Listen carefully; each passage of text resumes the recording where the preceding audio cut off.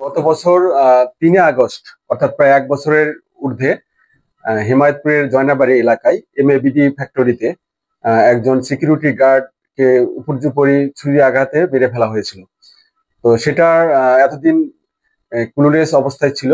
এটা আমাদের রহস্য উদ্ঘাটন ছিল না বা আসামি গ্রেপ্তার ছিল না। এটা কে বা কারা করেছিল, করে এটা পরবর্তীতে মানে 2024 সালের 4 আগস্ট সকালে তার ডেড বডি পাওয়া যায় এবং অন্য একটা গার্ড যখন মানে তার সাবস্টিটিউট আসে তখন দেখে যে তার দেহটা ফ্লোরে পড়ে রয়েছে।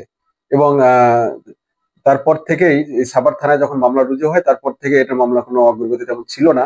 তো এর পরবর্তীতে আমাদের সাব ইন্সপেক্টর চম্পক সহ সাভার থানার একটা চৌকস দল টেকনোলজি দিয়ে কাজ করা শুরু করে দেয়। ঢাকা জেলা পুলিশ সুপার জনাব মোহাম্মদ আনিসুজ্জামান স্যারের দিক নির্দেশনায় এবং আমাদের সাভার থানার যারা আমাদের রয়েছে সিনিয়র অফিসার সহ সবাই এটা নিয়ে কাজ করা শুরু করা হয়। করার পরবর্তীতে দেখা যায় যে মানিক মিয়া নামে একজন ছেলে, সে হলো বাগেরহাট থেকে এখানে এসে বসবাস করে সাভারেই, এবং তাকে গত 20 তারিখে মধ্যরাতে তার নিজ বাড়ি থেকে সাভারের নিজ বাড়ি থেকে তাকে তোলা হয়। তোলা পরে তার কাছ থেকেই যে ওই সিকিউরিটি গার্ড রিমনের কাছে যে অ্যান্ড্রয়েড ফোন ছিল, সে একটা অ্যান্ড্রয়েড ফোনটা তার কাছ থেকে নিয়ে নেওয়া হয়, অর্থাৎ তার কাছ থেকে জব্দ করা হয়।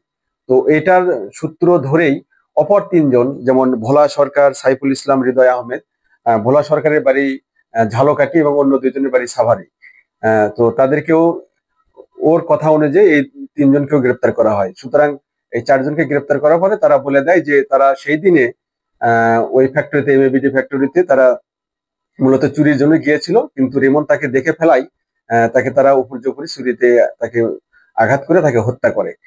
এবং এর প্রেক্ষিতে এটা আমাদের তারা ব্যাপকভাবে তাদেরকে জিজ্ঞাসাবাদ করা হয়। জিজ্ঞাসাবাদে তারা আমাদের প্রাথমিকভাবে আমাদের কাছে স্বীকার করেছে এবং বিজ্ঞ আদালতে 164 ধারায় গতকালকেও তারা এই হত্যাকাণ্ডের সাথে যে জড়িত তারা সেটা স্বীকারোক্তি প্রদান করেছে। এবং সব দৈনিক আজকের বাংলা .net